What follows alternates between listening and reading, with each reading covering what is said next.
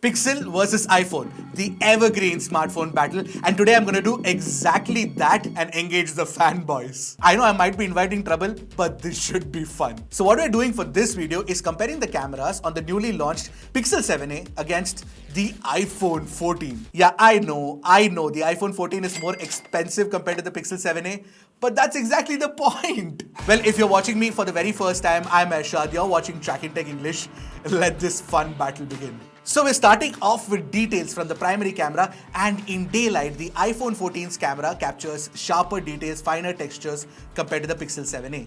As for the color reproduction, you can barely tell the difference between the two, except that the iPhone captures slightly brighter looking pictures. Apart from that, when you crop in 100% and look at this image, you will see how sharp the iPhone 14 actually is. The individual strands of threads in the fabric painting is crystal clear on the iPhone 14 compared to the Pixel 7a. If you're a camera nerd, you all know by now the megapixel count doesn't really matter, and if you're not a camera nerd, if you're a regular user, you should know that. What matters really is the size of the actual sensor and the pixel size. While the sensor sizes are matched on both, the size of the individual pixel on the Pixel 14's primary camera is 1.9 microns, and therefore you can see the textures are much sharper.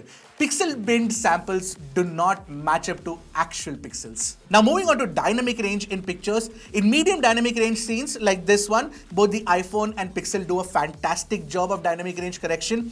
The highlights are reined in well, and the shadows have details and no noise either. But I've said this in the past as well, in proper high dynamic range scenes, the iPhone messes up, and that's the case with the iPhone 14 as well. The shadows are always crushed, and sometimes even the highlights are blown out. So when you look at it, Pixel 7a is better at HDR, where the iPhone 14 is better at detail retention. Now another advantage on the Pixel is the real tone algorithm, where it always tries to capture the right skin tone of any human subject that you're trying to capture. Now in this picture of Sagar, the Pixel 7a offers the most accurate skin tone, which is true to life, as opposed to the contrast heavy look of the iPhone. Oh, how the tables have turned. And when you take pictures of friends and family against the light, the Pixel 7a achieves a more natural rendition of the scene. The iPhone 14 is not too bad, but you can see slightly boosted colors in the background as well.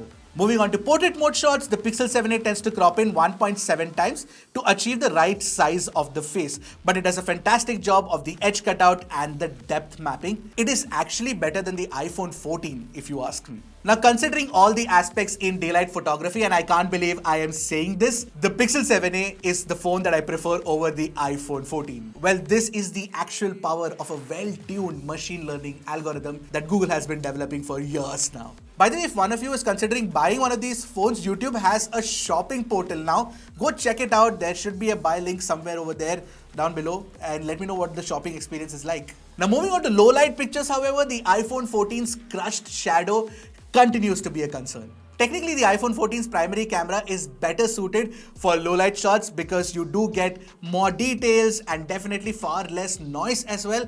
But the crushed shadows are such a huge eyesore, man. Anyway, when it comes to low light performance, which one of these two phones would you pick? Would you pick the Pixel 7a or would you pick the iPhone 14? Let me know in the comment section below.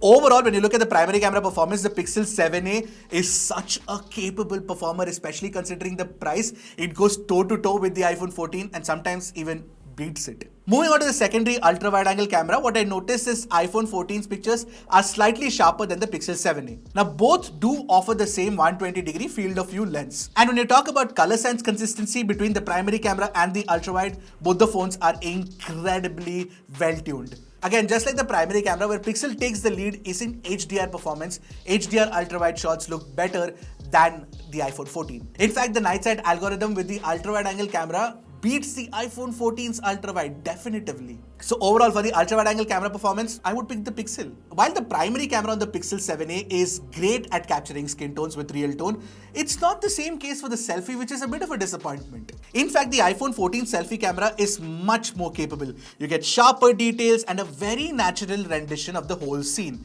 Even in portraits, you can tell the iPhone 14 has a far better looking output. But HDR selfies are better on the Pixel 7a because it does a better job of controlling the bright sun on the rear without overblowing the highlights, which the iPhone 14 is guilty of. I don't like the low light selfies on both the phones because iPhone 14 gets the skin color completely wrong and the Pixel 7a is super soft.